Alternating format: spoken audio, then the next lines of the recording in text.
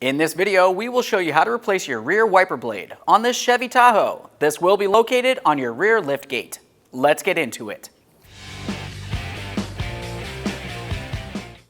All right, friends, let's get started on our job. Carefully grab onto the wiper arm and blade and pull it away from the rear window.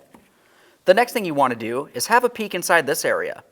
There's a small push tab that you want to squeeze and carefully remove the wiper blade from the wiper arm.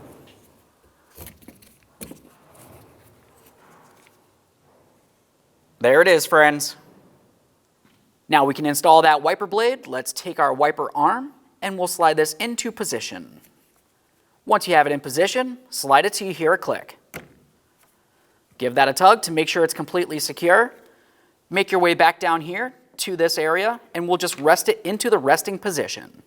Okay, friends, we've got the vehicle back together. At this point, go ahead and hop in the passenger compartment, put the key in the on position, and test the functionality. Aside from that, thanks for watching. When only the best will do, demand TRQ. The only company that lets you view before you do.